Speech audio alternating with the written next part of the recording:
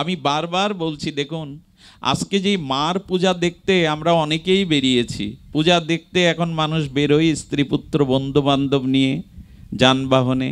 আসলে প্রতিমা দেখাটা কি?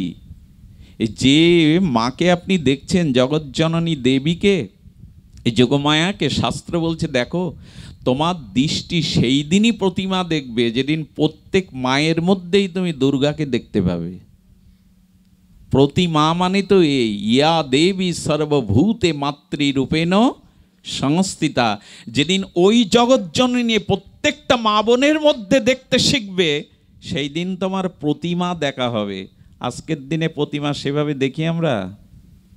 যে দৃষ্টিতে দুর্গাকে দেখছেন, ওই দৃষ্টিতে যদি পরস্ত্রীকে না দেখতে পারেন, দুর্গা দেখা আপনার পতনের, দুর্গতি না সভা পড়ে মরুক, আপনার জীবনে দুর্গতি পড়ে যাবে। কিন্তু এই কথাগুলো কাদের বোঝাবেন? যাদের শোনার কথা তারা এখানে কেউ নেই। যে যুবক যুবতী কিশোর কিশোরী, আমি এই পাঠে আসার সময় একটু পেছনে গেলাম, গিয়ে দেখি একটা মামনি ওখানে কথা বলছে মোবাইলে, এখানে হরিনাম হচ্ছে, সেদিকে তার রুচি নেই। কারণ আমাদের দোষে আমাদের সন্তানদেরকে আমরা এই ভাগবত আসরে আনতে পারিনি, তাদেরকে সঠিক পথ দেখাতে পারিনি। কিশোর কিশোরী যুবক যুবতীরা সনাতন ধর্মে ভাগবতে আসে না, কীর্তনে এসে সামনে বসে না, এটা তাদের কাছে লজ্জার। কিন্তু তারা সিনেমাতে সামনে, তারা ব্যান্ড সঙ্গীতের সামনে, তারা যাত্রা মঞ্চের সামনে। সেই জাতির কল্যাণ চান কি করে? সে জাতি জাগবে কি করে যেখানে যুবশক্তি? কুমারী পূজা করছি আমরা অনেক জায়গায়, রামকৃষ্ণ মিশনে কুমারী পূজা হবে কালকে, কই তারা এখানে? আজ পূজা মানেই হই হুল্লোড়, পূজা মানে খাওয়া দাওয়া, পূজা মানে বাইরের বিনোদন, পূজা মানে যে আরাধনা, পূজা মানে যে উপাসনা, পূজা মানে মায়ের যে জ্ঞান ও শক্তি লাভ করা, এটি এই জাতির হয়ে গেছে। হই হুল্লোড় করো, ভালো মন্দ খাও, ঘোরো, এই হলো পূজা। কথাগুলো উত্তক্ত হয়ে বলছে এই কারণে, বাস্তবতা আজ ভিন্ন। দুর্গতি যিনি নাশ করেন তিনি দুর্গা। কোথায় দুর্গতি নাশ আমাদের? পূজাতে সাবধান হন। পূজা মানে শুধু রাজসিক লাইট প্যান্ডেল হই হুল্লোড় না, পূজা মানে আরাধনা, পূজা মানে উপাসনা, পূজা মানে তত্ত্বের দৃষ্টিতে দেখা। তাই যে দৃষ্টিতে দুর্গাকে দেখছি, সেই দৃষ্টিতে পরস্ত্রীকেই দেখতে হবে। এটাই দুর্গা দর্শন, এটাই প্রতিমা দেখা। প্রতিমা, প্রত্যেক মায়ের মধ্যেই ওই আদ্যা শক্তি রয়ে গেছে। সুধীজন, আরও দৃষ্টি দিন। তৃতীয় সতিকারা বলছেন, যারা নিজের পতি ছাড়া জগতে অন্য পুরুষ আছে, তারা ভাই, তারা পুত্র, তারা পিতা, এটি জানার মধ্যে দিয়েও সে কাউকে মনে মনে পছন্দ করে বসে, কাউকে মনে মনে ভালোবেসে বসে। কিন্তু লজ্জার কারণে, পরিবার বাঁচানোর কারণে, ধর্মের দৃষ্টিকোণের কারণে তারা মনে মনে তাকে পছন্দ করলেও বাস্তবে তাকে খুলে বলতে পারে না, মনটা তাকে সরাসরি প্রকাশ করতে পারে না। আপনারা এখন দেখছেন সনাতন মিডিয়া। আমরা গৃহপ্রবেশ করতে গেলে দেয়াল দিয়ে প্রবেশ করতে পারি না, দুয়ার দিয়ে প্রবেশ করতে হয়। অথচ দেয়াল এবং দুয়ার একই সাথে সন্নিবিষ্ট, দূরত্ব খুব বেশি নাই।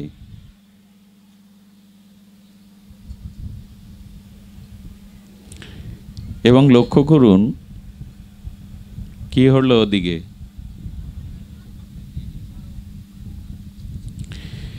এবং লক্ষ্য করুন স্নিগ্ধ জ্যোতি বা আলো বা নির্মল বাতাস দেয়াল দিয়ে প্রবেশ করতে পারে তো? দেয়াল ভেদ করে জ্যোতি বা আলো বা নির্মল বায়ু গৃহে প্রবেশ করতে পারে না। দুয়ার দিয়ে জ্যোতি বা আলো দুটোই প্রবেশ করতে পারে।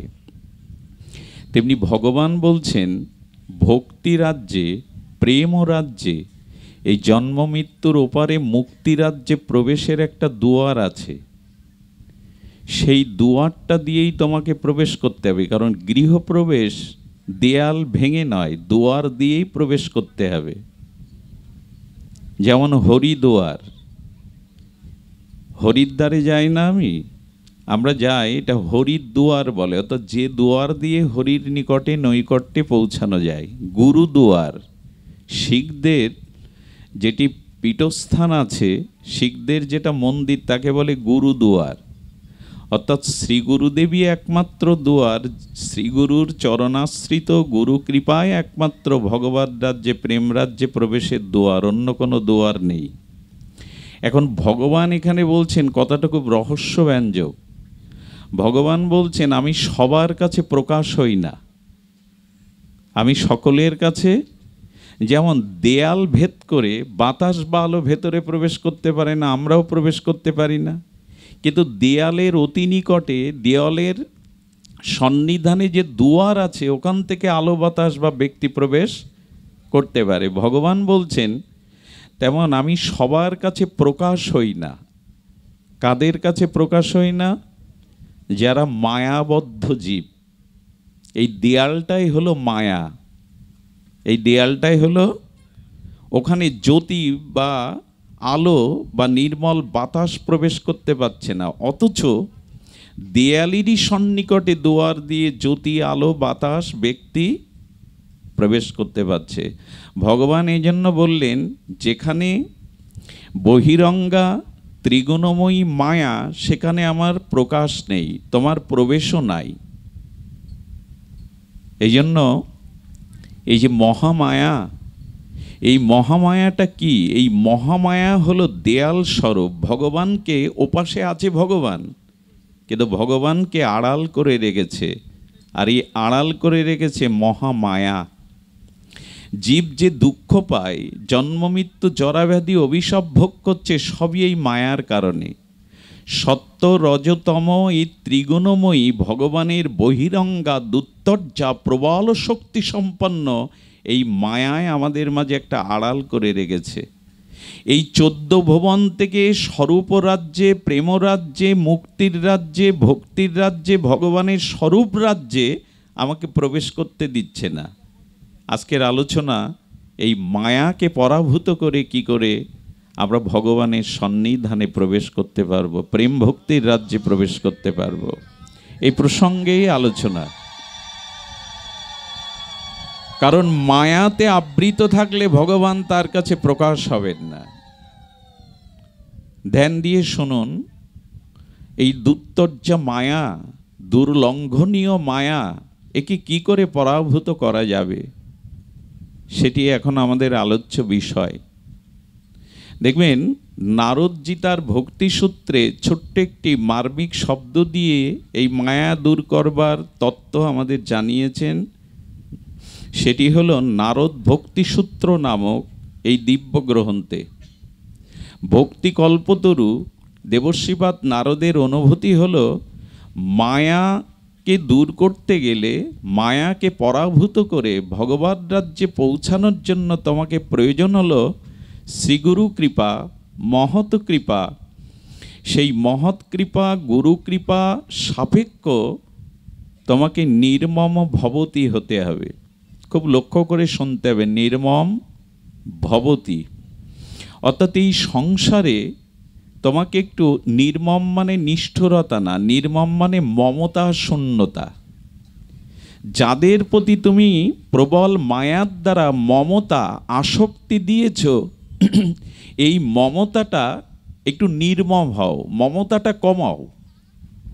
এই শব্দটি ভগবান শ্রীকৃষ্ণ সার্বভৌম গীতাশাস্ত্রে বলেছেন, অশক্তি অনভিসঙ্গ গৃহ দ্বারা পুত্রাদেশু। অশক্তি অনভিসঙ্গ, ভগবানের বলবার অভিপ্রায় হলো এই, দেবশ্রীপাদ নারদের বলবার অভিপ্রায় হলো এই, নির্মম ভবতী, এই সংসারে একটু মমতা শূন্য হয়ে থাকো। ঘর ছাড়তে হবে না ভগবান পাওয়ার জন্য, মুক্তির জন্য গৃহ তোমাকে পরিত্যাগ করতে হবে না, গৃহেই থাকো, কিন্তু গৃহে থেকে ভগবান প্রাপ্তির উপায় হলো নির্মম ভবতী। মমতাটা কিঞ্চিত কমাও। একটি অনুরোধ করি আপনাদের কাছে, সংসারে কারো প্রতি খুব বেশি দয়া দেখাতে যাবেন না। দয়া দেখাতে গেলে এক সময় আপনাকে দয়া করবার মতো কাউকে পাবেন না। আপনি যদি সবার প্রতি খুব মমতা বা আসক্তিতে জড়িয়ে পড়েন, একদিন আপনাকে দয়া করবে, কল্যাণ করবে এমন কাউকে পাবেন না। এই জন্য নির্মম হতে বলেছেন দেবশ্রীপাদ নারদ। সেটি কেমন? নির্মম ভবতিটা তার অনুভূতিতে কেমন? বলছে দেখুন, হরিণ শিশুর প্রতি দয়া দেখাতে গিয়ে ভরতের পতন হয়নি, কারণ সে ভজন করেছিল। নমে ভক্তা প্রণশ্যতি, আমার ভজনশীল ভক্তের বিনাশ হবে না। কিন্তু যদি কারো প্রতি খুব মমতা দেয়, ভরতের মতো তাকে 2 জন্ম পেছাতে হবে। যৌবনেই যিনি রাজ্য ত্যাগ করলেন, অশ্বরাসম স্ত্রী ত্যাগ করলেন, ইন্দ্রসম ঐশ্বর্য ত্যাগ করলেন, সেই ব্যক্তি হরিণ শিশুকে দয়া করতে গিয়ে 2 জন্ম পিছিয়ে গেল। নির্মম ভবতি। আমাদের সংসারে যাদেরকে খুব আমরা ভালোবাসি, যাদেরকে খুব মায়া দ্বারা আবদ্ধ করে জড়িয়ে পড়েছি, তারা কি বলে জানেন? তারা বলে, আমার যতদিন নিঃশ্বাস আছে ততদিন আমি তোমায় ছেড়ে যাব না। কতটা শুনতে ভালো লাগে না? কত ভালোবাসা, কত আবেগ। আমার প্রতি তার ভালোবাসার কত বড় দৃষ্টান্ত যে যতদিন আমার শ্বাস প্রশ্বাস আছে আমি তোমায় ছেড়ে, শ্বাস প্রশ্বাস যতদিন আছে, তারপর ওই পর্যন্ত, শ্মশান পর্যন্ত শেষ শ্বাস প্রশ্বাস আছে, ততদিন আমি তোমায় ছেড়ে যাব না। এখন দেবশ্রীপাদ বোঝাতে চাইছেন শ্বাস প্রশ্বাসটা কি আপনার? আপনি বলছেন আমার যতদিন শ্বাস প্রশ্বাস আছে আমি তোমায় ছেড়ে বা আমার থেকে তোমায় দূরে সরে যেতে দেব না। প্রশ্ন হচ্ছে, শ্বাস প্রশ্বাস এটা কি আপনার আমার নিজস্ব সম্পত্তি? বললাম তো যে আমার শ্বাস প্রশ্বাস যতদিন আছে তুমি আমায় ছেড়ে যেতে পারবে না, আমিও তোমায় ছাড়ব না। কথাগুলো কত আবেগ জাগায়, আমাদের ভিতরে মায়া জাগিয়ে দেয়। প্রশ্ন হচ্ছে, শ্বাস প্রশ্বাস আমার না। যদি আমার হতো, আপনি পারবেন 5 ঘন্টা নিঃশ্বাস প্রশ্বাসকে ছুটি দিতে? শুক্রবার দিন ছুটির দিন পারবেন? শ্বাস প্রশ্বাস ছুটি দিতে পারবেন না, কারণ ওটা আপনার হলে আপনার আনুগত্য নিয়ে চলতো। আপনি ইচ্ছা মতো ছাড়তে পারতেন, ইচ্ছা মতন গ্রহণ করতে পারতেন, তাকে ছুটি দিতে পারতেন। ছুটি দিতে পারেন না। যেদিন শেষ নিঃশ্বাস ত্যাগ হয়, ওই নিঃশ্বাসটা আটকে রাখতে পারলেন না আপনার। মৃত্যুবরণ করলে কি লিখি আমরা? অমুক শেষ নিঃশ্বাস। কেন এটা শেষ হবে কেন? আপনার যদি হবে শ্বাস প্রশ্বাস, রেখে দিন না। আসলে নিঃশ্বাস প্রশ্বাসটাও আমার, আমি চাইলেই তাকে আমার মতো রাখতে পারবো না। এই জন্য নিঃশ্বাস প্রশ্বাস আমার নয়, তো আপনি তাকে কি করে বলছেন যে আমার শ্বাস প্রশ্বাস? আচ্ছা, কতদিন শ্বাস প্রশ্বাস আছে তাও কি জানা আছে আপনার? নিঃশ্বাস প্রশ্বাসটা আপনি আর কতদিন নেবেন এটা বলতে পারবেন আমায় এখানে বসে? কেউ বলতে পারবেন? তাহলে আমার যতদিন নিঃশ্বাস প্রশ্বাস আছে আমি তোমায় ভুলে যাব না। নিঃশ্বাস কি তোমার? প্রশ্বাস তোমার? আচ্ছা, যাদেরকে সংসারে এত ভালোবেসেছেন তারা কেউ বলে যায় তো আমি অমুক দিন তোমায় ছেড়ে চলে যাচ্ছি? তো কথা বলুন। সবাই মহাপুরুষ ব্যতীত যারা মৃত্যুকে জয় করেছে তাদের কথা আলাদা, কোটিতে বিন্দু সিন্ধুতে বিন্দু, কিন্তু সবাই বলে গেল তো। আপনার প্রিয়জনরা যাদের প্রতি পরম মমতা আসক্তিতে ভালোবেসে ভগবানকেই ভুলেছিলেন, মমতাটা ভগবানকে দিতে পারেননি, এরা কেউ বলে যায় তো আমি অমুক দিন তোমায় ছেড়ে চলে যাচ্ছি? একটু কথা বলুন। বলে যায় মা? তো কিসের এত মমতা, কিসের এত আপনত্ব? আচ্ছা, চলে যাব যদি বলেও যায়, কোথায় যাচ্ছি এ বলে যায় তো, যে পরে খুঁজে পাবেন। কোথায় যাচ্ছি আমরা বাড়ি থেকে বা কোথাও গেলে তো বলে যায় পিতা মাতা প্রিয়জনকে, প্রেয়সীকে অমুক জায়গায় যাচ্ছি। তা আপনি কোথাও যাচ্ছেন এদের বলে যান না, ওরা পরে খোঁজ করবে আপনার। আচ্ছা, গত জন্মে যারা আপনার স্ত্রী পুত্র পিতামাতা ছিল, এই জন্মে তারা সামনে আসলে চিনতে পারবেন তাদের? এই জন্মে যাদের স্ত্রী পুত্র করে ভালোবেসে আসক্তিতে মমতায় আছেন, এই মৃত্যুর পরে আবার যখন নূতন জন্ম পাবেন, সেখানে গিয়ে এদের চিনতে পারবেন তো? এই জন্য ঠাকুরমশাই মহাবাণী বলেছেন প্রেম ভক্তি চন্দ্রিকায়, স্ত্রী পুত্র বান্ধব যত মরি যায় শত শত, শতবার এদের বদলেছ, শতবার এই সংসার স্ত্রী পুত্র বললেছ, এবার অন্তত সাবধান হও, নির্মম ভবতি। মমতাটা এত দিতে নেই সংসারে, এ আমার সে আমার অমুক আমার, এই তুমি আমার আমি তোমার, এই করতে করতেই তো কত জন্ম গেল, এবার সাবধান হও, এরা প্রকৃত অর্থে তোমার কেহ নয়। এদের প্রতি মমতাই তোমাকে ফাঁসিয়ে দিয়েছে, তুমি বুঝতে পারছো না। বলে তাহলে নিষ্ঠুর ব্যবহার করব সবার সাথে? বলল না, নিষ্ঠুরতা মানে নির্মমতা নয়। নির্মম মানে এদের মধ্যে থাকো, এদের প্রতি দায় দায়িত্ব পালন করো, কিন্তু অত মমতাতে জড়িয়ে যেও না। ছাড়তে তো একদিন হবে, যদি ছাড়তেই হয় এত মমতা। আর এই মমতাটা সংসারকে দিতে গিয়ে, মায়াকে দিতে গিয়ে ভগবানকে দেওয়া হয়নি। এটাই হলো মানুষের জীবনের মর্মান্তিক ভুল, খুব মস্ত বড় ভুল, যে ভালোবাসাটা ভগবানকে না দিয়ে সংসারে স্ত্রী পুত্র এদেরকেই দিয়ে দিয়েছি। ভালোবাসা ভগবানকে দেওয়ার আমার কথা ছিল, কারণ আমার জন্ম, আমার যা কিছু এই ভগবানের একটি বিশেষ দান। একটি দার্শনিক কথা বলি, একটু পূর্বপক্ষে একটু কূট তর্ক তুলি। তর্কটা যদি ভেতরে বুঝতে পারেন, আজ নূতন একটি তত্ত্বের অনুসন্ধান পেয়ে যাবেন, দুপাত মায়াহীন পথ চলার একটা প্রেরণা পাবেন যদি খুব ধ্যান দিয়ে শুনুন। কারণ আগে জিজ্ঞাসাটা, আগে প্রশ্নটা ভেতরে আনতে হবে, ভগবানকে আমায় দয়া করছেন? কি মনে হয় আপনাদের? ভগবান আপনাকে আমাকে দয়া করছে কি? হ্যাঁ, সকলেই বলবেন শতভাগ লোক তার দয়াতেই তো বেঁচে আছি। কিন্তু আমি যদি একটু কূট তর্ক তুলি, একটু পূর্বপক্ষ তুলি, তিনি দয়া কোথায় করছেন, কেমন করে করছেন, যদি একটু পূর্বপক্ষ নেই, আমি একটু কূট বুদ্ধি করি, তাহলে শুনুন কোথায় ভগবানের দয়া।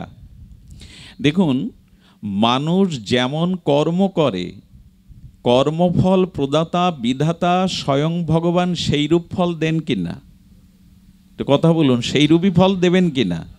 তাহলে আপনি যেমন কর্ম করছেন তদুপরি ফল আপনি বিধাতা বা ভগবান বা স্রষ্টার কাছ থেকে পাচ্ছেন।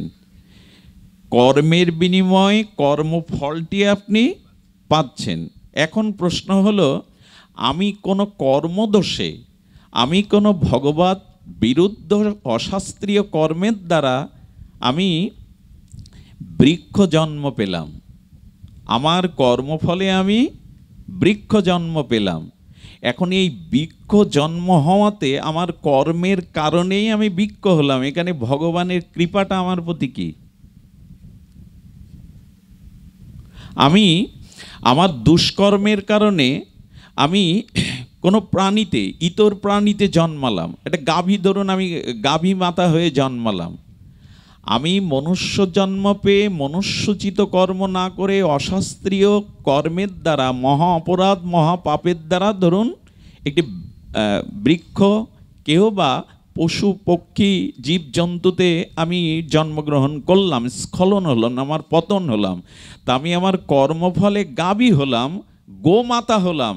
তো গোমাতার যে আচরণ স্বভাব তাই করছে, এখানে ভগবানের কৃপাটা ওর প্রতি কি? আচ্ছা, আমি আমার কর্মফলে আমার এমন স্ত্রী, এমন পুত্র, অর্থবিত্ত, মান সম্মান যেটুকু কর্মফলে পাওয়ার আমি ততটুকুই সংসারে পাচ্ছি। কেউ রাজা, কেউ ভিখারি, কেউ সৌভাগ্যবান, কেউ দুর্ভাগ্যবান, কেউ অন্ধ, কেউ চক্ষুমান। আমার পূর্ব কর্ম অনুযায়ী ফলে আমি তদরূপ পেয়েছি, এখানে তোমার কৃপাটা কি? যদি প্রশ্ন তুলি, যদি এই জিজ্ঞাসাটা আসে, তুমি কি কৃপা করছো আমায়? জীব তার কর্মফল অনুযায়ী কর্মফল ভোগ করছে জগতে, কারণ এটা কর্মময় জগৎ, কর্মফল ভোগার জগৎ। এখানে তোমার কৃপাটা কি? যা ভগবানকে বলা হয় ভক্তবৎসল, কৃপাবৎসল, পরম দয়ালু, অহেতুক কৃপা সিন্ধু, অকারণ করুণা বরুণালয়, এতগুলো বিশেষণ ভক্ত শাস্ত্র মহাজন তাকে দিয়েছেন। তিনি অকারণে করুণা করেন, কারণে করুণা করেন না। অকারণ করুণা বরুণালয়, কারণ নেই তবু তিনি কৃপা করছেন। সুধীবৃন্দ, ভগবানের সৃষ্টির করুণা যদি একবার বুঝতে পারেন, মন ভগবানকে না দিয়ে অন্য কাউকে দিতেই পারবেন না, মন অন্য জায়গায় যাবে না। এই জন্য ভগবান বলছেন আমাকে তত্ত্ব তো জানো, হই হুল্লোড় করে জেনো না। তত্ত্ব তো আমাকে জানো, জানলে মনমনা ভব, তোমার মনটা আমায় ছাড়া তুমি কাউকে দিতেই পারবে না। কিন্তু সে সময় কই আমাদের জীবনে ভগবানকে তত্ত্ব তো জানার, যথাযথ রূপে জানার, যে ভগবান ছাড়াই প্রকৃত আপন কেউ নাই, ভগবান ছাড়া আমার কল্যাণ, আমার মুক্তি, আমার প্রেম ভক্তি, আমার আত্মকল্যাণের অন্য কেহ নাই সংসারে, এক শ্রীগুরু আর শ্রী ভগবান ব্যতীত। এইটি উপলব্ধি যতদিন শাস্ত্র নিরিখে তত্ত্বের দ্বারা না হবে, ততদিন হাজার আমার মতো বক্তা বললেও ভগবানে আপনি মন দিতে পারবেন না, ভগবানে আপনার আসক্তি মমতা প্রীতি যাবেই না। আগে তো তত্ত্বটা জানুন যে কেন ভগবানকে আপনি ভালোবাসবেন। কারণ ভগবান কৃপা সিন্ধু, করুণা সিন্ধু, দীনবন্ধু, ভক্তবৎসল, অকারণ করুণা বরুলা নয়। ভগবান গতি ভর্তা, প্রভু সাক্ষী সুহৃদ, সর্বজীবের আশ্রয়, তিনি করুণাদাতা, কৃপাদাতা। এটি এখন আমাদের জানতে হবে কি করে করুণাদাতা। আচ্ছা লক্ষ্য করুন তো, আমি কর্মফলে বৃক্ষ হয়ে জন্মালাম, ঠিক আছে, বৃক্ষ হয়ে জন্মালাম, কিন্তু সুধীবৃন্দ, ভগবান আমার কর্মফলে বৃক্ষরূপে জন্ম দিয়েছেন, কারণ সব কিছু সৃষ্টির বীজ তিনি। তা বৃক্ষরূপে যখন আমার জন্ম দিলেন, বৃক্ষ আমাদের কি দেয়? কি দেয় একটু কথা বলুন? নির্মল অক্সিজেন দেয়। ভগবান যদি কৃপালু দয়ালু না হতো, আমি পাপ স্খলন কর্মের দ্বারা বৃক্ষ হয়েছি, ওর থেকে নির্মল অক্সিজেন না দিয়ে যদি বিষ বাতাস দিতেন, কি করার ছিল আপনার? বাঁচতে পারতাম আমরা? দেখুন, আমি কর্মফলে বৃক্ষজনিতে গেছি, কিন্তু ওই বৃক্ষের দ্বারা বৃক্ষ জগৎকে, জীবকে কল্যাণ করবার মতো গুণ ভগবান ওর মধ্যে দিয়েছে। অর্থাৎ নির্মল বাতাস, নির্মল অক্সিজেন না হলে আমরা বাঁচতে পারতাম না। এবং এই যে অক্সিজেন দিয়ে, বাতাস দিয়ে জীবজগৎকে কৃপা করছেন, জীবজগতের সেবা করছেন, এই সেবার জন্য কোনো সৌভাগ্য বৃক্ষ ছিল যে অন্যকে সেবা করবে? ভগবান এমন একটি নির্মল বাতাস দিয়ে দিলেন যে তোমার দ্বারা জীবজগতের কল্যাণ হবে। সুবাতাস, নির্মল অক্সিজেন পেয়ে ওরা তোমার ছায়াতে তোমাকে আশীর্বাদ করবে।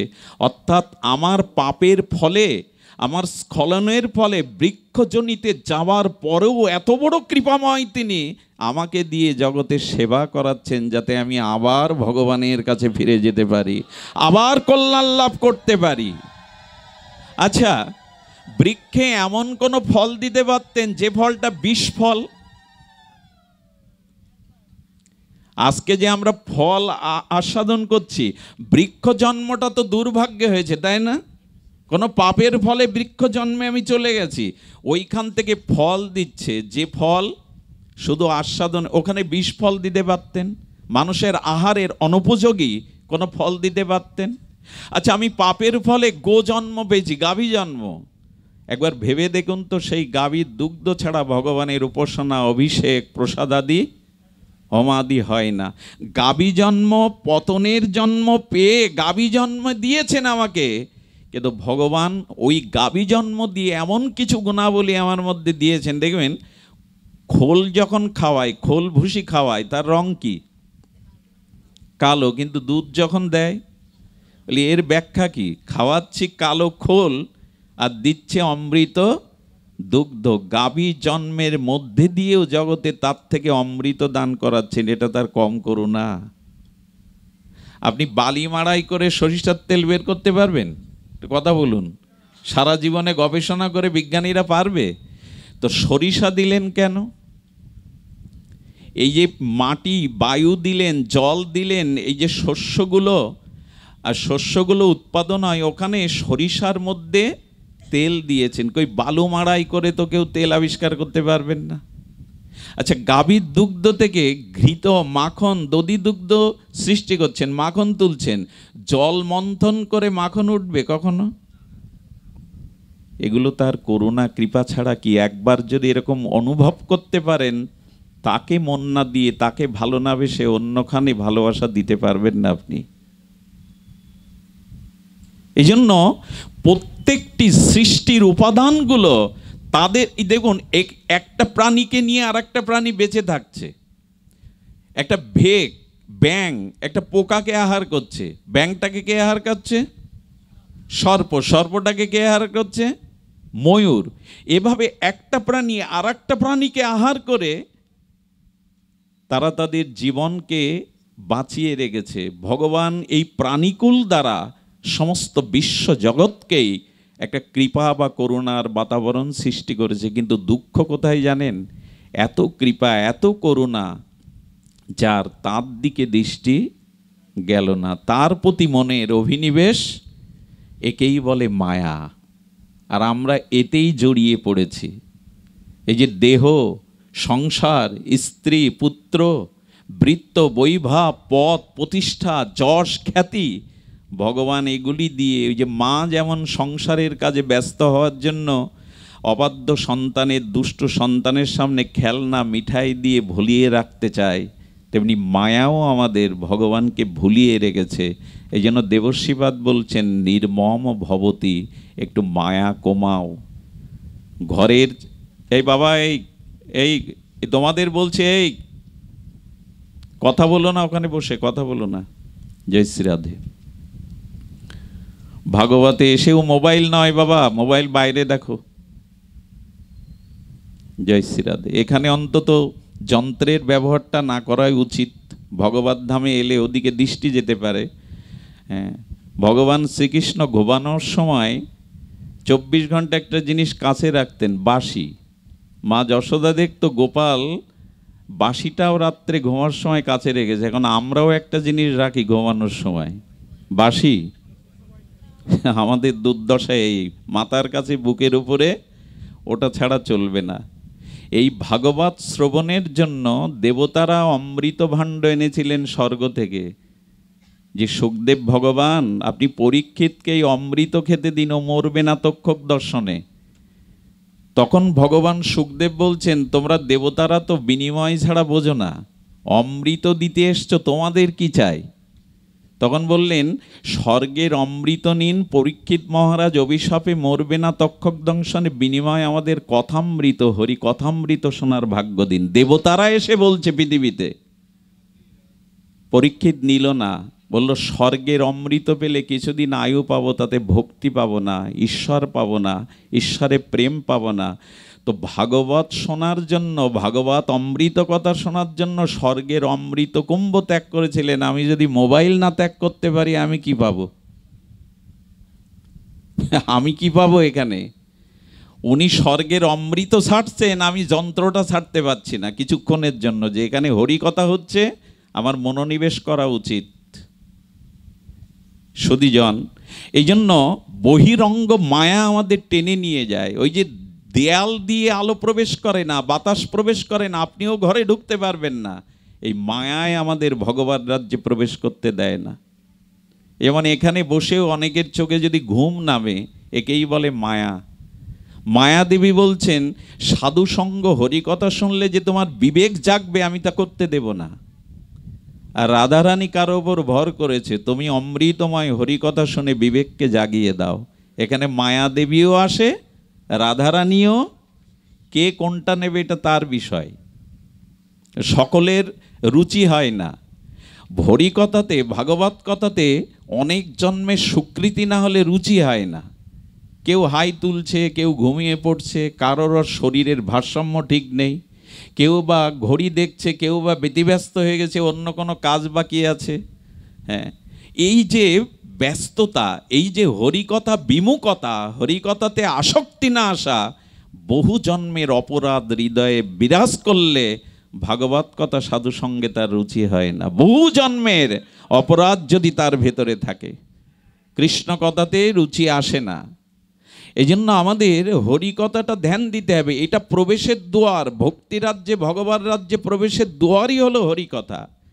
যে কথা বলছিলাম, ভগবান বিশেষ কৃপা করে আমার এই মনুষ্য জন্ম দিয়েছেন। আচ্ছা, মনুষ্য জন্মটা ভগবত কৃপায় পেয়েছি না আমার কোনো সুকর্ম সুকৃতিতে পেয়েছি? একটু জানতে চাইছি আপনাদের কাছে। ভগবানের বিশেষ কৃপায় মনুষ্য জন্মটা পেয়েছি, দেবতাদের দুর্লভ এই মনুষ্য জন্ম, না আমার কোনো সুকৃতি সুকর্মের ফলে পেয়েছি? কোনটা হবে? সবাই এটা বলবে, অনেকেই বলবে যে সুকৃতির ফলে মনুষ্য জন্ম পেয়েছি, যার দেবতারাও চায় না। কোনো সুকৃতির ফলে পাননি আপনি, ভগবানের বিশেষ কৃপার কারণে পেয়েছেন।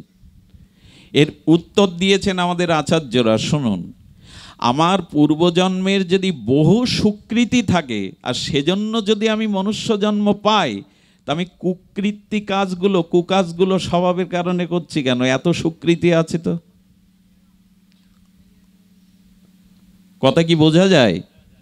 আমার পূর্বজন্মের যদি সৌভাগ্য সুকৃতি থাকে আর তার কারণে যদি আমি মনুষ্য জন্ম পাই, তা আমার ভিতরে তমগুণ, কুকর্ম, অধর্ম, ভোগবৃত্তিগুলো এলো কোথা থেকে?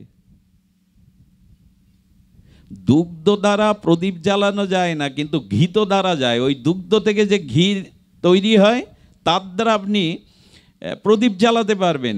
তেমনি সুকৃতি থাকলে আপনার মনের গতি, আপনার চরিত্রের গতি, আপনার আমার বৃত্তির গতি তো সুদিকেই যেত। সুকৃতির ফলে জন্ম পেয়েছি। ভগবান বললেন না, সুকৃতির কি সুকৃতি ছিল? যখন আমি ওই যে অন্যান্য 84 লক্ষ জনিতে ভ্রমণ করছিলাম, তখন কি তপস্যা করেছিলাম আমি, কি পুণ্যকর্ম দান ধ্যান করেছিলাম? ভগবান বললেন, বহু জনিতে ভ্রমণ করতে করতে তুমি বড় কষ্ট পাচ্ছিলে, তাই কৃপা করে, দয়া করে তোমার ওই কষ্টটাকে লাঘবের জন্য আমি তোমায় দেবদুর্লভ মুক্তির দুয়ার স্বরূপ, ভগবত ভজনের একমাত্র সৌভাগ্য স্বরূপ এই মনুষ্য জন্মটা আমি কৃপা করেই তোমাকে দিয়ে দিলাম। এটা তুমি তোমার সুকৃতিতে পাওনি। পরবর্তীতে যুক্তি দিচ্ছেন আচার্যরা, এর ব্যাখ্যা দিচ্ছেন, দেবতাদের সুকৃতি কম না বেশি? দেবতা সহজে হওয়া যায়? দেবতা কারা? যারা বহু সুকৃতিবান। তো দেবতারাও কেন প্রার্থনা করছেন এই ভূমিতে মনুষ্য জন্ম পাওয়ার জন্য? সুকৃতি থাকলে যদি মানুষ হওয়া যায়, দেবতারা পাচ্ছেন না কেন? বোঝা যায় কি কথা? দেবতারাও ভগবানের কাছে প্রার্থনা করছে যে এই ভূখণ্ডে আমাদের মনুষ্য জন্ম দাও, যাতে ভজন করে প্রেম ভক্তি লাভ করে তোমার রাজ্যে ফিরে যেতে পারি, স্বরূপ রাজ্যে। দেবতারাও প্রার্থনা করে পাচ্ছে না, তাহলে সুকৃতিতে মনুষ্য জন্ম পাওয়া যায়? ভগবান বিশেষ কৃপা করে আমাকে এই জন্ম দিয়েছিলেন কেন? সাধন ভজন করে আমার কাছে ফিরে এসো, ঘরের ছেলে ঘরে ফিরে এসো। কারণ আমার কাছে আসলে এখানে মৃত্যু নেই, জরা নেই, ব্যাধি নেই, কর্মফলের কোনো অভিশাপ নেই। ফিরে এসো আমার কাছে, ঘরে ফিরে এসো। বিশেষ কৃপা করে জন্ম দিয়েছেন, কিন্তু কৃপাটা উপলব্ধি, এই কৃপাটা, ভগবানের এই করুণাটা, আপনার মনুষ্য জন্মের দুর্লভতাটা উপলব্ধি সেদিন হবে যেদিন কোনো মহতের কৃপা, গুরু কৃপা, সাধু কৃপা আপনার উপরে বর্ষিত হবে। তার আগে এই উপলব্ধি আসবে না। এই জন্য বিবেক আজ আমাদের জাগ্রত হচ্ছে না। আরেকটি জিনিস আমি গতকাল এই প্রসঙ্গে বলেছিলাম, দেখুন আমরা জন্ম কেন হলো আমাদের? দ্বিতীয়ত, আমাদের মনুষ্য জন্ম পেলাম, এর সফলতাই বা কি, এর সার্থকতাই বা কি? এই প্রশ্নের উত্তর যদি জানতে হয় তবে বেদ ভগবান বলে দিয়েছেন। দেখুন, মনুষ্য জন্মের সফলতার একটা সফলতা হলো দীর্ঘ আয়ু পাওয়া। কেউ সহজে মরতে চায় আমরা? এখানে যারা আছেন, এই মায়ের কাছে একটা স্তুতি আছে যে যশং দেহি ধনং দেহি পুত্রং দেহি। বেদের একটা মন্ত্রেও আছে, যেন আমি শতবৎস পরমায়ু নিয়ে বেঁচে থাকতে পারি। আছে না এই প্রার্থনা? যেন আমি শতায়ু হতে পারি, শত বৎসর পরময় হয়। আচ্ছা, আয়ু কাকে বলে? খুব বেশি দিন বেঁচে থাকাকে আয়ু বলে? একটু কথা বলবেন, আলোচনাটা যাতে সহজ হয়, খুব গভীরে না যায়, মনোসংযোগ হয়। আয়ু কাকে বলে? দীর্ঘদিন বেঁচে থাকা। দীর্ঘদিন বেঁচে থাকাটাই আমাদের ঋষিরা আয়ু বলেনি। খুব মার্মিক কথা, জানলে আনন্দ পাবেন। যদিও আপনারা তাপ প্রবাহে কষ্ট পাচ্ছেন গরমে, তবে এইটুকু বলি, সংসারের তাপ এর থেকে বেশি তাপ। এই যে ছেলেটা মানুষ হলো না, মেয়েটাকে পাত্রস্থ করতে পারছি না, সংসারের রোগ শোকের জ্বালা, এই তাপের থেকে আরও, ওটাকে বলে ত্রিতাপ তাপ। এখন এই তাপ তো পাখা টেনে শীতল জলে ফ্যানের তলে গেলে যাবে।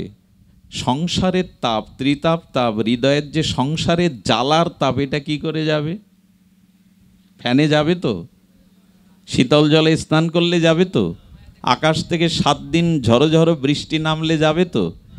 গোপীরা উত্তর দিয়েছেন, তব কথামৃতম তপ্ত জীবনম, হরি কথা শ্রদ্ধালু এ শোনো, তাহলে সংসারের তাপ দূরে যাবে।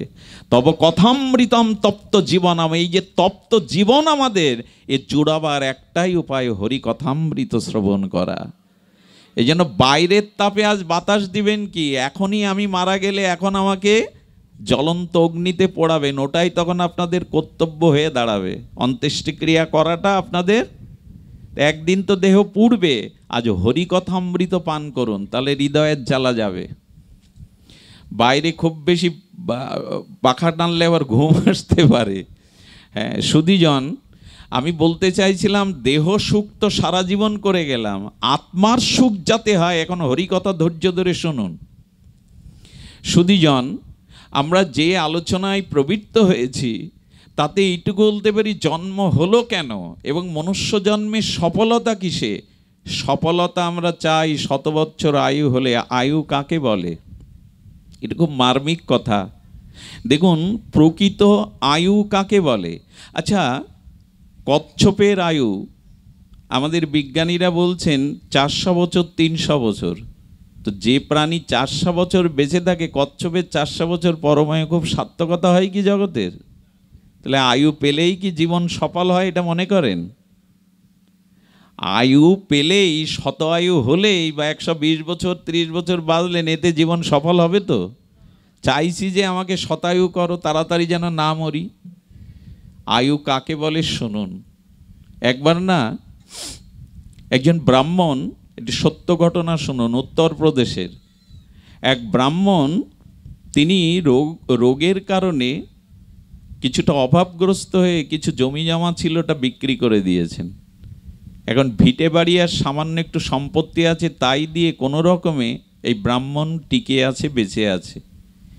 স্ত্রী বলছে, দেখো, আত্মীয় স্বজনের মাঝে হঠাৎ যদি কারো জীবনে অর্থাভাব দেখা দেয়, দারিদ্রতা দেখা দেয়, তখন সেটি বড় অভিশাপ হয়ে দেখা দেয়। দেখবেন আপনার হঠাৎ যদি অভাব দেখা দেয়, পাশে কোনো আত্মীয় স্বজনকে আর পাবেন না, নিজজন বলে আপনার পাশে আর কাউকে। হ্যাঁ, শুকনো ফুলে কি আর ভ্রমর বসে? বসে কখনো? ঝরা ফুলে, শুকনো ফুলে ভ্রমর? যে জঙ্গলে তৃণগুলো, যে জঙ্গলে ঘাসগুলো, তৃণগুলো দাবাগ্নিতে পুড়ে যায়, ওখানে আর কোনো হরিণ বা প্রাণীরা থাকে? থাকবে কেন? তৃণ নাই তো। এ জগৎটার নিয়ম ওই রকম। এখানে আপনি যেই অর্থভাবে পড়বেন, দারিদ্রতা সীমার নিচে পড়বেন, প্রিয়জন বলতে, আপনজন বলতে তাদের আর সবাই দূরে সরে যাবে। এই সময় বেঁচে থাকাটা খুব অপমানের হয়ে দাঁড়ায়। তো ওই ব্রাহ্মণ পত্নী বলছেন, এক কাজ করো, এই অপমানের মধ্যে বেঁচে থাকার থেকে চলো অন্য গ্রামে গিয়ে আমরা বাস করি, যেটুকু আছে অন্য একটা গ্রামে একটু জায়গা জমি দেখে এসো। সকালবেলা উঠে মুখে তার স্ত্রীর দেওয়া কিছু প্রসাদাদি পেয়ে গ্রাম থেকে গ্রামান্তরে কিছু দূর গিয়ে একটা গ্রাম, তার পরিবেশ বা তার পরিস্থিতি দেখে ভালো লেগেছে। গ্রামের যিনি প্রধান তাকে গিয়ে বলছেন, গ্রাম প্রধান, আমি ব্রাহ্মণ, আমি এসেছি এই গ্রামে, আমার গ্রামটা প্রাকৃতিক সৌন্দর্য সহ পরিবেশ পছন্দ হয়েছে, যদি এই গ্রামে একটুকু জায়গা পেতাম আমি এখানেই বসবাস করতাম। তো গ্রাম প্রধান দেখছেন ওনার ভাষা, ওনার অঙ্গভঙ্গিমা, ওনার শরীরের যে জ্যোতি, ওনার ব্যক্তিত্ব দেখে মনে হচ্ছে ইনি সাধারণ না, ইনি পণ্ডিত ব্যক্তি। অভাবগ্রস্ত হয়ে বললেন, দেখুন আপনার মতো পণ্ডিত ব্রাহ্মণ যদি আমার গ্রামে আসতে চায় সেটা তো আমার ভাগ্য। আপনি আমার সাথে চলুন, গ্রামটা ঘুরে দেখবেন, কোন জায়গা পছন্দ আমি সহযোগিতা করব।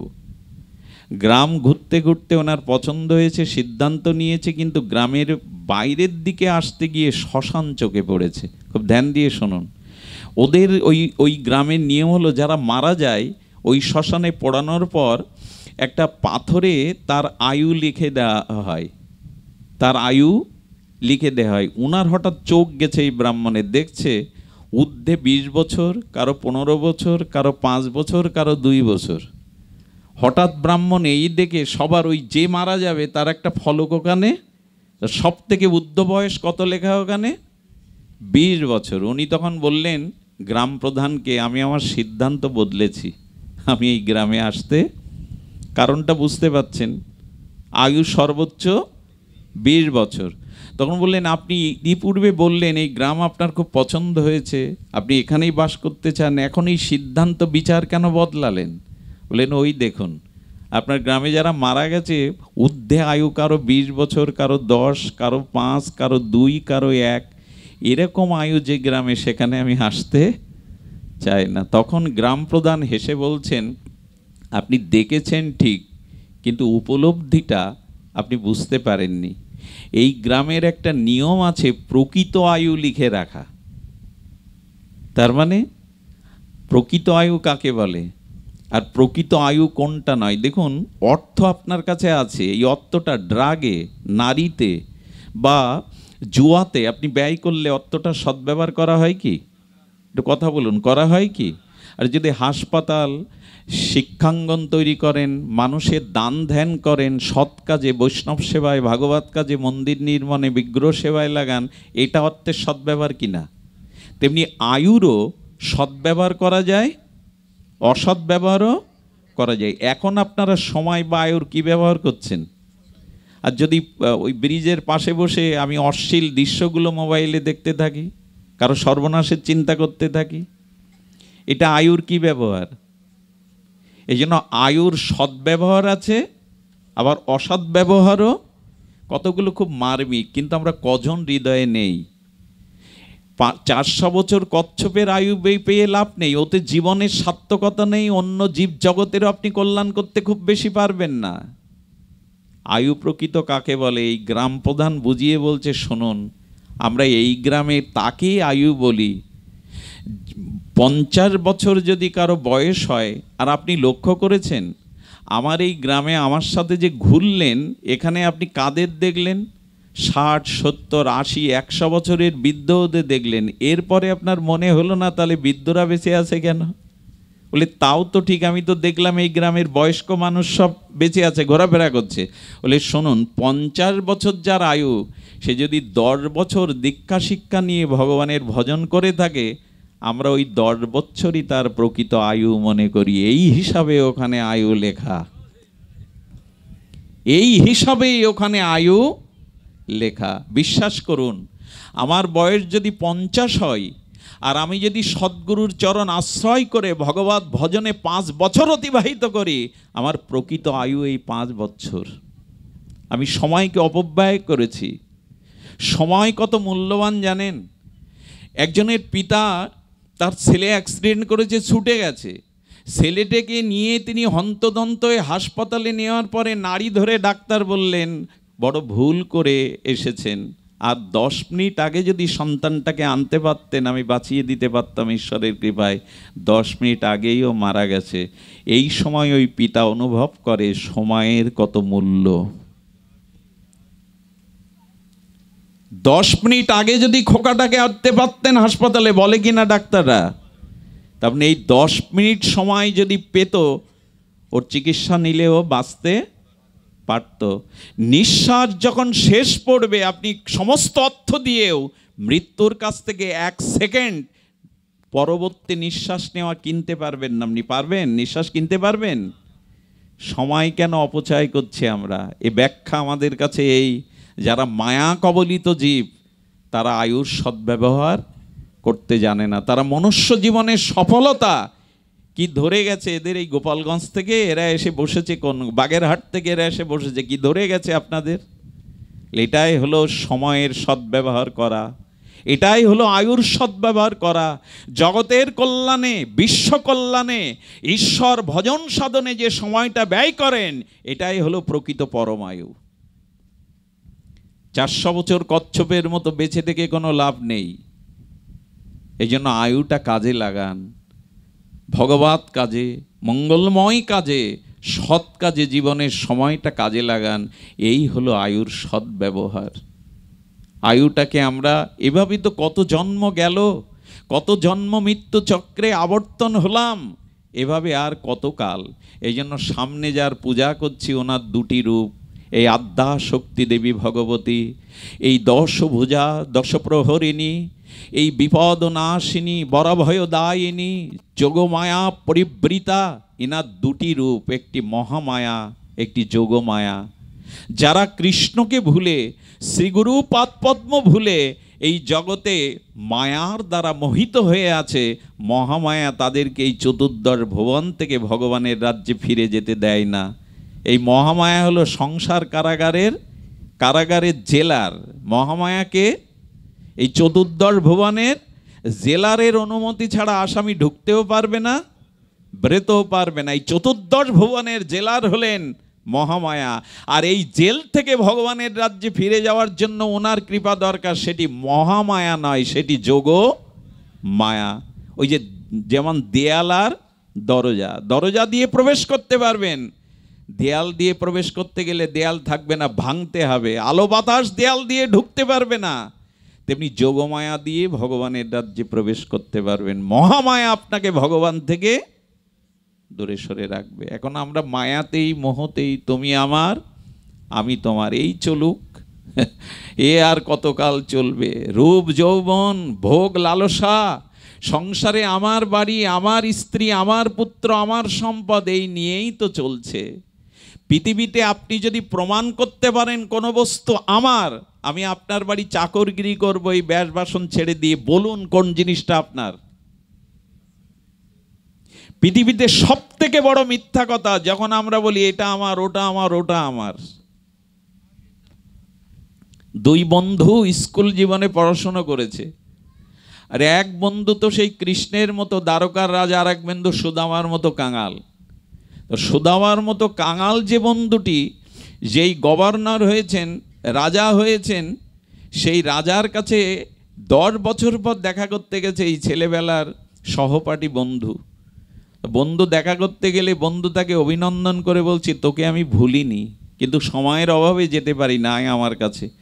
সেই রাজ পরিবারে ঢোকার আগে যে সিংহদুয়ার দেখে বলছেন, আরে এই গেটটা এত সুন্দর। তা বললেন, এই গেটটা তোর নিশ্চয়? বললেন, না রে, এটা ভগবানের, এটি ভগবানের। যখন ঢুকছে পাশে একটা সরোবর পদ্ম ফুটে আছে, বললো সরোবরটা এত সুন্দর, এটা? বলে এটাও ভগবানের। পাশে পুষ্প কানন, ফুলের কানন দেখে বলছে এটাও ভগবানের। রাজপ্রাসাদটা দেখিয়ে বলছে এটাও ভগবানের। মন্দিরটা দেখে বলছে এত সুন্দর মন্দির করেছিস, কার? বললো এটা ভগবানের। বলে তাহলে তোর কি? বলে আমারটা দেখতে চাস? আমার কি, আয়। হাত ধরে মন্দিরের দুয়ারে নিয়ে গিয়ে রাধা মাধবকে দেখিয়ে বলছে, রাধা মাধব কেবল আমার, আর সব রাধা মাধবের। রাধা মাধবই কেবল আমার, আর সব রাধা মাধবের। এই হলো উপলব্ধি, ভগবান শুধু আমার, আর সব, এই আকাশ, এই বাতাস, এই ধরিত্রী, এই মৃত্তিকা, এই সংসারে যা কিছু সবই তার সৃষ্টি। কি দিয়ে পুজিব? ভগবান। আমার বলিতে, এটা নজরুল উপলব্ধি করেছিল, আমার বলিতে কিছু নাই হরি, সবই যে তোমার, কি বা দেব তোমায়, সবই তো তোমার। তোমার বস্তু আমার বলে দাবি কি করে, আমি কি করে দাবি করি? সুধীজন, এই জন্য প্রকৃত বন্ধু খুঁজে নিন, প্রকৃত আপনজন খুঁজে নিন। মায়াটা, মমতাটা, ভালোবাসাটা যেখানে যেখানে দিয়ে নিজের মায়াবদ্ধ জন্মটাকে নষ্ট করবেন না। আচ্ছা, পথের প্রকৃত মিত্রকে, পথ চলতে গিয়ে পথের মিত্রকে, এই প্রশ্নটা যক্ষ করেছিলেন ধর্মরাজ যুধিষ্ঠিরের কাছে 4টি প্রশ্ন। পথের মিত্রকে, গৃহের মিত্রকে, আর বলেছেন অসুস্থতায় মিত্রকে, আর পরকালের মিত্রকে। প্রশ্নটা কে করছে? যক্ষ। কার কাছে করছেন? প্রাজ্ঞ ধর্মজ্ঞ মহারাজ যুধিষ্ঠিরের কাছে। কি উত্তর দিলেন! অভাবনীয় উত্তর। এই কথাগুলোই তো অমৃত, এই কথাগুলোই আমাদের বাঁচিয়ে রাখবে, মায়ার হাত থেকে আমাদের বাঁচাবে এই কথাগুলো। উনি বললেন পথের যাত্রার মিত্র হলো সহযাত্রী, সৎ সহযাত্রী। পথ চলতে বিদেশে যদি কোনো সৎ সহযাত্রী পাশে পান, জানবেন এর থেকে মিত্র আর নেই। পথে চলতে যদি সৎ সহযাত্রী পাশে পান, এটাই হলো মিত্রতা। গৃহের মিত্রকে, এই গৃহে প্রকৃত মিত্র হলো স্বামীর জন্য তার সতীসাধ্যী সহধর্মিণী স্ত্রী, আর স্ত্রীর জন্য তার সৎ আদর্শবান চরিত্রবান স্বামী। এর থেকে নারী আর পুরুষের জীবনে মিত্র অন্য কেউ নাই। আর অসুস্থতায় মিত্র হলো উপযুক্ত চিকিৎসক, বৈদ্য বা চিকিৎসক। আর পরকালের মিত্রকে, এই পরকালের মিত্রটাই হলো আজকের জীবনে আমাদের ভজন এবং দান ধ্যান ভগবত কর্ম। আপনি মৃত্যুর পরে পথ পাবেন না। যদি দান, যদি ভগবত ভজন না করে যান, মৃত্যুর পরে কোথায় যেতে হবে এ আপনার জানা নাই, পথ পাবেন না। যদি ভজন করেন, যদি অর্থ সামর্থ্য জগৎ কল্যাণে ভগবানের পিতাত্বে ব্যয় করেন, যাকে দান বলা হয়েছে, এই দানই, এই ভগবত কর্ম ভজনই মৃত্যুর পরে আলো হয়ে আপনাকে পথ দেখাবে। আমরা একবারও ভাবি তো, জগতে নাই আলো নিয়ে চললাম পথ, মৃত্যুর পর সেই অন্ধকারময় অচেনা রহস্যময় পথে কে পথ দেখাবে? বলে এই জন্য যার যতটুকু আছে দান করো, যার যতটুকু আছে সৎকর্মে ব্যয় করো। আমরা কঞ্জুস হয়ে গেছি। হিন্দিতে কৃপণকে কঞ্জুস বলে। সব গুছিয়ে রাখবো, তারপর সব নষ্ট হয়ে যাক, অসৎ কাজে লাগ। কিন্তু সৎ কাজে, দেখুন কলিতে তপস্যা আমাদের দ্বারা খুব বেশি সম্ভব না, যাগযজ্ঞ আমাদের পক্ষে সাত্ত্বিকভাবে সম্ভব না। কলির একমাত্র ধর্ম হলো যার আছে দান করো, ভগবত কাজে, ভগবত সেবায়, মঙ্গলময় কাজে দান করো। আজকে যেই গৃহে দুর্গাপূজা হচ্ছে, এমন একটা ভাগবত অনুষ্ঠান দিচ্ছে, এদের কষ্টার্জিত অর্থটার এই যে দান, এই দানই আপনার পরকালের একমাত্র সহায় হয়ে আলোর পথ দেখাবে। আজ আমরা দান থেকে নিতে পারলেই, আজকে আমাদের দানের হাত নাই। এই দানটার জন্যই ভগবান চতুর্ভুজ ধরেছেন, মা দশভুজা হয়েছেন, বরাবহ দায়নি। সবই তো দিচ্ছে। গাছের ফল কি গাছের জন্য? গাভীর দুগ্ধ কি গাভীর জন্য? মায়ের স্তনের দুগ্ধ কি মায়ের জন্য? নদীর জল কি নদীর জন্য? প্রদীপের আলো কি প্রদীপের জন্য? বাতাস বাতাসের জন্য নয়, চন্দ্রের কিরণ চন্দ্রের জন্য নয়, সূর্যের জ্যোতি সূর্যের জন্য নয়, সব জীবজগতের জন্য। পৃথিবীর সব বস্তু যদি অন্যের জন্য হয়, আপনি কেন আপনার জন্য বেঁচে আছেন, অন্যের জন্য কেন নয়? পৃথিবীর সব বস্তু অন্যের জন্য। একটা বস্তু দেখাতে পারবেন না যে অন্যের কল্যাণে লাগে না। আমরা কঞ্জুস হয়ে আছি। আমার বাড়ি, আমার ঘর, আমার স্ত্রী সব আমার। এই জন্য মানুষের উচিত একটু সীমা থেকে বেরিয়ে, সীতা জানতেন ও রাবণ সন্ন্যাসী না, জগৎজননী এটা জানে না। এক জ্যোতিষী আপনার ভবিষ্যৎ বলে দিতে পারে, আর ভক্তি দেবী জগৎজননী সীতা জানে না তার গৃহে কে আসছে। সীতা জানে, এটা জানে না বলা ভুল হবে, তিনি জগৎজননী। কিন্তু তিনি ধর্ম রক্ষার জন্য গণ্ডির বাইরে গিয়েছিলেন, যে গৃহের দুয়ারে কেউ যদি হাত পাতে, তার বিচার করার অধিকার নেই, তাকে কিছু দেওয়াই আমার ধর্ম। বলে এই ধর্ম করতে গিয়ে যে তুমি হরণ হয়ে গেলে, বলে আমি ধর্ম রক্ষা করতে গিয়ে যদি বিপদে পড়ি, তখন ধর্মের দায় আমাকে রক্ষা করা। সীতার ক্ষতি রাবণ করতে পারে না, সম্ভব নয়। এই জন্য দয়া করে যা আছে এটা মানব কল্যাণে কাজে লাগান। সব রেখে দিয়েছে। আর আমাদের বুদ্ধি খুব ভালো। আমি কথাটা একবার করে স্পর্শ না করলে আমার হৃদয় জোড়ায় না, জ্বালা জোড়ায় না।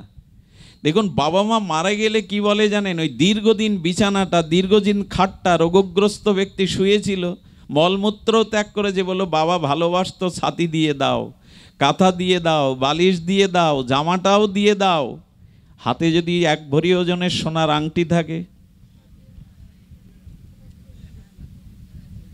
খুব ভালোবাসা। কত বড় কৌশল এই সংসারের আমরা ধরতে পারি না। জাদুকরের মতো জাদুতে মোহগ্রস্ত হয়ে আছি, বুঝতে পারি না এই সংসারে কার কত মমতা মায়া। ছোট্ট একটা গৌর লীলা বলে পাঠ বিশ্রাম করি। অনেক দূরের পথ, 4 ঘন্টা পথ অতিক্রম করতে হয়েছে।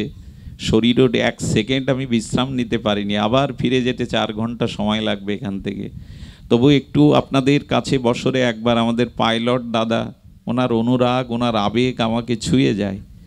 এত ধৈর্য ওনার, আমি বারবার বিরক্তি হয়ে বলি বাবা যেতে পারবো না, কিন্তু ওনার আবেদন নিবেদন আর আপনাদের প্রতি বছর একবার করে এই মুখগুলো দর্শনের, অনেক মুখগুলো চেনা হয়ে গেছে এর মধ্যে, কোথায় যেন একটা অনুরাগের টানে নিয়ে আসে। তবু এই কথাটুকু বলি, ভালোবাসাটা সঠিক জায়গায় দিন।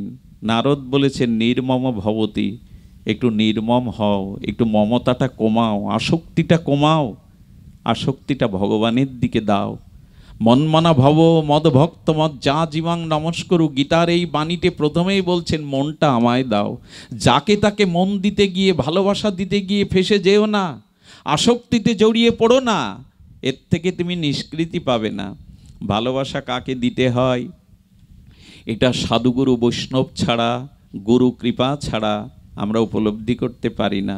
দেখুন, অহল্যাও স্খলিত হয়েছিল। ইন্দ্র যে গৌতম ঋষির রূপ ধরে এসেছিলেন মহর্ষি গৌতমের, এটা অহল্যা বুঝতে পেরেছিল, কিন্তু অহল্যার মনে একটা গর্ব কাজ করেছিল, দেবরাজ ইন্দ্র আমার রূপের মাধুর্যে আমার দুয়ারে এসে দাঁড়িয়েছে। আচ্ছা, সতী নারী পরপুরুষের স্পর্শ বুঝতে পারে না কে? একটু কথা বলুন। সতী নারীর পক্ষে পরপুরুষের স্পর্শ বুঝতে পারে না। অহল্যা বুঝতে পেরেছিল, কিন্তু নিজের বিবেককে কাজে লাগায়নি, তাই জন্য তো পাষাণ হতে হলো। এই দেখুন, স্বামীকেই, সে তপবনে ছিল, ঋষি গৌতম, এই মহর্ষি গৌতম, ইনি নৈয়ায়িক আচার্য, উনি যেখানে থাকতেন পাখির কলকাকলিতে, ফুলের সুগন্ধে, নির্মল বাতাবরণে, ওনার আশ্রমটা ছিল স্বর্গের থেকে আরও আনন্দপ্রদ, সুখময়, আনন্দময়। কিন্তু এই যে অহল্যা, এই অহল্যার রূপ এবং অহল্যার রূপ যৌবনে মোহিত হয়ে গেল দেবরাজ ইন্দ্র।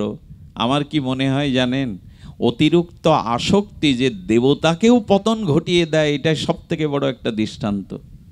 রূপের প্রতি আকর্ষণ, মোহ, এটা কোথায়? দেবরাজ ইন্দ্র আজ ঋষির রূপ ধরে কামত্ব হয়ে এসেছেন অহল্যার দুয়ারে। অহল্যা স্পর্শে বুঝতে পেরেছিল, সতীর এটা বুঝবার কথা। জগতে 4 প্রকারের সতী আছে। কয় প্রকার? 4 প্রকার। এর মধ্যে 1 প্রকারে অন্তত আমাদের থাকতে হবে। এটি দেবী অনুসূয়া, অত্রি ঋষির সহধর্মিনী, পৃথিবী সতী শিরোমণি আমাদের দেবী অনুসূয়া মা সীতাকে এই উপদেশটা দিয়েছিলেন রামচরিতমানসে। খুব মার্মিক কথা মা, তোমরা যদি দয়া করে একটু শোনো, ঘুম ত্যাগ করে, অলসতা ত্যাগ করে, কানটা খাড়া করে এই কথাটি শোনো। সতীত্বের মহিমা সারা জগৎ বিদিত, শাস্ত্র বিদিত। একটা খুব মূল্যবান বিষয় হলো, অত্রি ঋষির স্ত্রী দেবী অনুসূয়া মা সীতাকে বলেছিলেন, মা সতী হও, পতিব্রতা হও, এটাই নারী জীবনের সবথেকে বড় ব্রত, সবথেকে বড় তপস্যা। সীতা বলেছিল, সতী কয় প্রকার, কী রূপ, আমাকে দয়া করে বলুন। কি অদ্ভুত কথা বলছেন দেবী অনুসূয়া। বলছি শোনো, এই জগতে পরমশ্রেষ্ঠ সতীকে জানো? যে নিজের স্বামী পতি ব্যতীত মনে করে এ পৃথিবীতে আর কেউ পুরুষ নয়, আমার স্বামী ব্যতীত এই পৃথিবীতে অন্য কোনো পুরুষ নাই, সে দেখে না। এই দৃষ্টিকোণের যিনি সিদ্ধান্তে উপনীত হয়েছেন, ইতি সতী শিরোমণি। বলল দ্বিতীয় সতীকে? বললেন দ্বিতীয় সতী তিনি, যিনি জানেন আমার স্বামী ছাড়াও জগতে অন্য পুরুষরাও আছে, আমার চারিপাশে ঘুরে বেড়াচ্ছে, কিন্তু সেই পুরুষগুলোকে সে ভ্রাতা, পুত্র এবং পিতা স্বরূপ দেখে। ইনি হলো দ্বিতীয় সতী। সে জানে জগতে আমার স্বামী ছাড়া অন্য পুরুষ আছে, কিন্তু তারা, আমি বারবার বলছি, দেখুন আজকে যে মার পূজা দেখতে আমরা অনেকেই বেরিয়েছি, পূজা দেখতে এখন মানুষ বেরোয় স্ত্রী পুত্র বন্ধু বান্ধব নিয়ে যানবাহনে। আসলে প্রতিমা দেখাটা কি? যে মাকে আপনি দেখছেন, জগৎজননী দেবীকে, এই যোগমায়াকে, শাস্ত্র বলছে দেখো তোমার দৃষ্টি সেই দিনই প্রতিমা দেখবে যেদিন প্রত্যেক মায়ের মধ্যেই তুমি দুর্গাকে দেখতে পাবে। প্রতিমা মানে তো এই, ইয়া দেবী সর্বভূতে মাতৃরূপেণ সংস্থিতা। যেদিন ওই জগৎজননী প্রত্যেকটা মা বোনের মধ্যে দেখতে শিখবে, সেই দিন তোমার প্রতিমা দেখা হবে। আজকের দিনে প্রতিমা সেভাবে দেখি আমরা? যে দৃষ্টিতে দুর্গাকে দেখছেন, ওই দৃষ্টিতে যদি পরস্ত্রীকে না দেখতে পারেন, এই দুর্গা দেখা আপনার পতনের, দুর্গতি নাশ হওয়া পড়ে মরুক, আপনার জীবনে দুর্গতি পড়ে যাবে। কিন্তু এই কথাগুলো কাদের বোঝাবেন? যাদের শোনার কথা তারা এখানে কেউ নেই। যে যুবক যুবতী কিশোর কিশোরী, হ্যাঁ, আমি এই পাঠে আসার সময় একটু পেছনে গেলাম, গিয়ে দেখি একটা মামনি ওখানে কথা বলছে মোবাইলে, এখানে হরিনাম হচ্ছে, সেদিকে তার রুচি নেই। কারণ আমাদের দোষে আমাদের সন্তানদেরকে আমরা এই ভাগবত আসরে আনতে পারিনি, তাদেরকে সঠিক পথ দেখাতে পারিনি। কিশোর কিশোরী যুবক যুবতীরা সনাতন ধর্মে ভাগবতে আসে না, কীর্তনে এসে সামনে বসে না, এটা তাদের কাছে লজ্জার। কিন্তু তারা সিনেমাতে সামনে, তারা ব্যান্ড সঙ্গীতের সামনে, তারা যাত্রা মঞ্চের সামনে। সেই জাতির কল্যাণ চান কি করে? সে জাতি জাগবে কি করে যেখানে যুবশক্তি? কুমারী পূজা করছি আমরা অনেক জায়গায়, রামকৃষ্ণ মিশনে কুমারী পূজা হবে কালকে, কই তারা এখানে? আজ পূজা মানেই হই হুল্লোড়, পূজা মানে খাওয়া দাওয়া, পূজা মানে বাইরের বিনোদন, পূজা মানে যে আরাধনা, পূজা মানে যে উপাসনা, পূজা মানে মায়ের যে জ্ঞান ও শক্তি লাভ করা, এটি এই জাতির হয়ে গেছে। হই হুল্লোড় করো, ভালো মন্দ খাও, ঘোরো, এই হলো পূজা। কথাগুলো উত্তক্ত হয়ে বলছে এই কারণে, বাস্তবতা আজ ভিন্ন। দুর্গতি যিনি নাশ করেন তিনি দুর্গা। কোথায় দুর্গতি নাশ আমাদের? পূজাতে সাবধান হন। পূজা মানে শুধু রাজসিক লাইট প্যান্ডেল হই হুল্লোড় না, পূজা মানে আরাধনা, পূজা মানে উপাসনা, পূজা মানে তত্ত্বের দৃষ্টিতে দেখা। তাই যে দৃষ্টিতে দুর্গাকে দেখছি, সেই দৃষ্টিতে পরস্ত্রীকেই দেখতে হবে। এটাই দুর্গা দর্শন, এটাই প্রতিমা দেখা। প্রতিমা, প্রত্যেক মায়ের মধ্যেই ওই আদ্যা শক্তি রয়ে গেছে। সুধীজন, আরও দৃষ্টি দিন। তৃতীয় সতিকারা বলছেন, যারা নিজের পতি ছাড়া জগতে অন্য পুরুষ আছে, তারা ভাই, তারা পুত্র, তারা পিতা, এটি জানার মধ্যে দিয়েও সে কাউকে মনে মনে পছন্দ করে বসে, কাউকে মনে মনে ভালোবেসে বসে। কিন্তু লজ্জার কারণে, পরিবার বাঁচানোর কারণে, ধর্মের দৃষ্টিকোণের কারণে তারা মনে মনে তাকে পছন্দ করলেও বাস্তবে তাকে খুলে বলতে পারে না, মনটা তাকে সরাসরি প্রকাশ করতে পারে না।